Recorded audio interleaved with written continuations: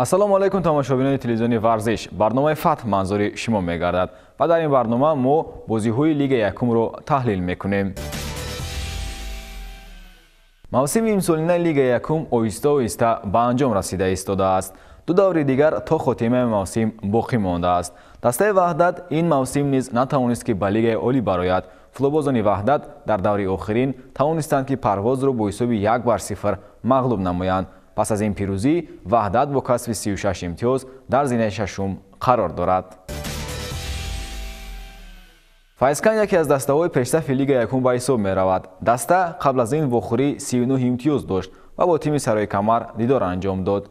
дар бозии хеле муҳим футболбозони Файзкан тавонистанд ки 3 имтиёзро соҳиб шаванд. дидори Файзкан ва Сарои Камар бо ҳисоби 2-0 ба фоидаи Файзкан ба анҷом расид. ҳулбуг ягона намояндаи лигаи якум дар даври нимниҳоии ҷоми Тоҷикистон буд. ҳулбуг дар даврҳои 1/8-ниҳоӣ ва 1/4-ниҳоӣ Истаравшан ва Дӯстиро сарафканда намуд, вале дар рақобат бо Истиқлол муваффақ шуда натавонист. дар бозии аввал ҳулбуг бо ҳисоби 5-0 мағлуб шуд. бозии ҷавобӣ бошад дар ноҳияи восеъ баргузор гардид. таваҷҷӯҳ мекунем. дастаи ҳулбуки ноҳияи восеъ дар дидори имрӯза пурра бо ҳайати асосӣ ба майдон баромад ва дастаи рақиб бошад баъди ғолибият дар дидори аввали хонагӣ бештар ба футболбозони ҷавони даста имкон доданд то бозии худро ба ҳайати мураббиён нишон диҳанд. бозии мазкур аз дақиқаҳои аввал басод ҷолибу тезутун ҷараён гирифт ва ҳар ду даста имкониятҳои хуби голзаниро дар назди дарвозаи рақиб созмон доданд. дар бозии имрӯза беш аз 5000 мухлисон дастаи ҳулбугро дастгирӣ мекарданд, зеро барои бисёре аз мухлисон дидор бо чемпиони феълии мамлакат бо намояндаи лигаи якум дастаи ҳулбуг рӯйдоди фараҳбахш буд. дар дақиқаи 36-уми бозӣ баъди хатои муҳофизатгари марказии дастаи Истиқлол ҳамлавари дастаи ҳулбуг Авазхон Қамчинов бо дарвозабон 1-1 баромад, вале дар ҷаримагоҳ ин футболбоз аз пой афтонида шуд ки довари марказӣ Некрӯз Умаров зарбаи 11-метра ё худ пеналти таъин намуд. дарвозабони дастаи ҳулбуг Шоҳин Ҷалилов дар иҷрои пеналти муваффақ нагардид, зеро дарвозабони тими мунтахаби кишвар Рустам Ятимов бо як ҷаҳиши зебо тӯбро ба канори майдон ҳаво дода ҳамин тариқ дастаи худро аз гол эмин нигоҳ дошт. дере нагузашта дар дақиқаи 41-уми бозӣ ҳамлавари дастаи ҳулбуг Насимҷон Маҳмадқулов бо як зарбаи зебои худ тӯбро вориди дарвозаи рақиб намуд ва ҳамин тариқ дидори мазкур бо ҳисоби 1-0 бар нафъи дастаи соҳибони майдон анҷом пазируфт. дар қисмати дуюми бозӣ баъд илlat ба доштани довари марказӣ Некрӯз Умаров ба ҷои ӯ Сайвалӣ Турдиев ба майдон омад. дар оғози қисми дуюми бозӣ низ ҳар ду даста имкониятҳои хуби голзаниро созмон доданд ки дар ин лаҳзаҳо футболбозони хати ҳимоя имкон надоданд ки ҳуҷумҳо ба гол табдил ёбанд. дар дақиқаи 64-уми бозӣ нимҳимоятгари дастаи Истиқлол бо сабаби дағал бозӣ карданаш аз майдон хориҷ шуд ва то анҷоми дидор меҳмонон 10 нафара дар майдон бозӣ карданд. ниҳоят ба футболбозони дастаи Истиқлол имкон фароҳам гардид ки дар дақиқаи 86-уми бозӣ як гол ба самар расонида ҳисоби бозиро мусовӣ намоянд. голи дастаи меҳмононро футболбози тими мунтахаби кишвар Комрон Турсунов ба самар расонид. ҳамин тариқ бозии мазкур бо ҳисоби 1-1 ба анҷом расид ва дастаи Истиқлол бо ҳисоби 6-1 аз ҳисоби ду бозӣ пирӯз гардида 11-ум маротиба пайҳам дар финали ҷоми Тоҷикистон майдондорӣ мекунад. равшан новобаста бар оне ки дар қисмати дуюми мавсим ҳаяташро пурқувват кард, даста натавонист ки ба лигаи олӣ барояд. дар даври 24-ум Равшан дар сафар бо Душанбеи 83 дидор анҷом дод ва бо ҳисоби 3-1 мағлуб гардид. дастаи Душанбеи 83 баъди ин муваффақияти худ бо касби 38 имтиёз дар зинаи сеюм қарор дорад. ин дуюмин бохти пайдарҳами Равшан ба ҳисоб меравад, зеро даста дар даври 23-ум аз Файзкан бо ҳисоби 3-1 ноком шуда буд. таваҷҷӯҳ мекунем ба дидори Равшан ва Файзкан. дар даври навбати рақобатҳои лигаи якуми мамлакат ду дастаи хеле ҳамфаъол аз вилояти Хатлон бо ҳам рақобат карданд. ин дастаҳои Файзканд ва Равшан буданд ки дар ҳамин мавсим, яъне дар мавсими соли 2019 дар лигаи якуми Тоҷикистон барои рохат ба лигаи олии мамлакат бозӣ мекарданд ва рақобати дастаҳо хеле ҳам зебо оғоз гардид дар даври навбатӣ ва дар ин дидор аввалан футболбозони дастаи Файзканд бозии хуб нишон доданд. гарчанде ки футболбозони дастаи равшани шаҳри Кӯлоб чандин маротиба аз оғози рақобат имкониятҳои хуби голзанӣ доштанд, вале онҳо аз фурсатҳои худ истифода кардан натавонистанд, чаро ки дарвозабони дастаи Файзкан бисёр як бозии хуб ҳам нишон медод.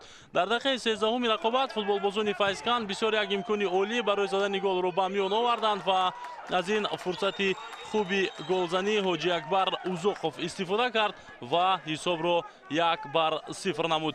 умуман оғози рақобат хеле бобарор буд барои футболбозони дастаи Файзкан ва ин даста пас аз 22 давр дар ҷадвал зинаи дуюмро ишғол мекунад ва ин як имконияти хубам ҳаст барои дастаи Файзкан ки ба Лигаи олии мамлакат рохат бигирад. Дере нагузашта буд ки футболбозони Файзкан бозам ба хати ҳамла гузаштанд, аниқтараш пас аз 6 дақиқаи задани голи якум ба задани голи навбатии худ даст ёфтанд футболбозони дастаи Файзканди Восе ва ин навбат голро Ҳикматулло Малодустов ба тури дарвозаи дастаи равшани шаҳри Кӯлоб зад ва ҳисобро 2-0 кард.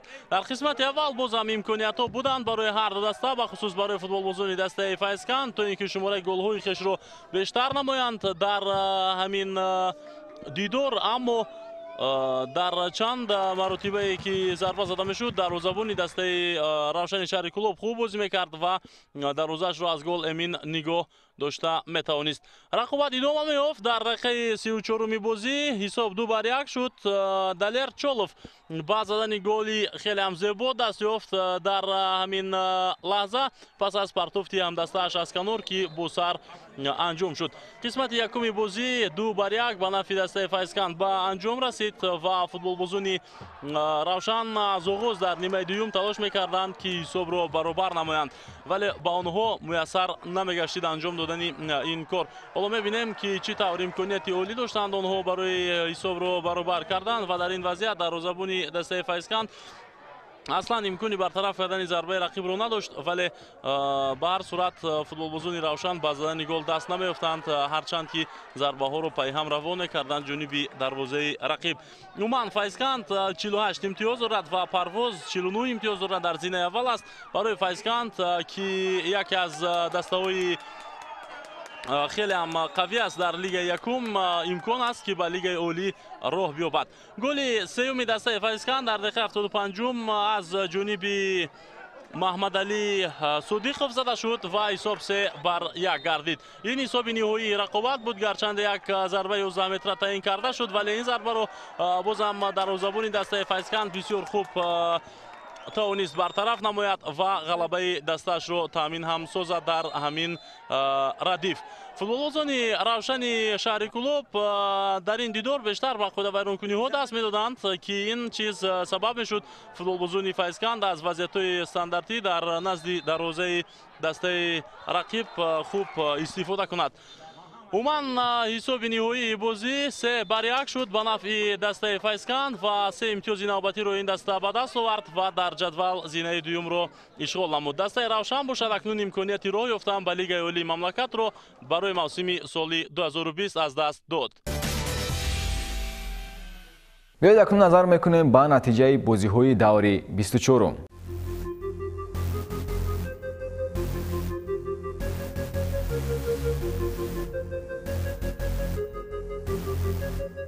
дар ҷадвали Лига якум бошад дастаҳо дар чунин мавқеъҳо қарор доранд.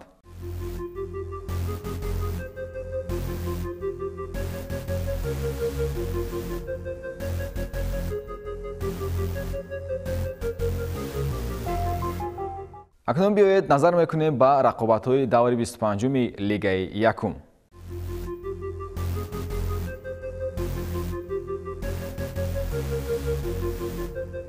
бинандагони анҷуман дар ҳамин ҷо барномаи фатҳ ба анҷом мерасад. бо шумо будам Фаридуни Шарифзод. ташаккур барои диққататон. хайр.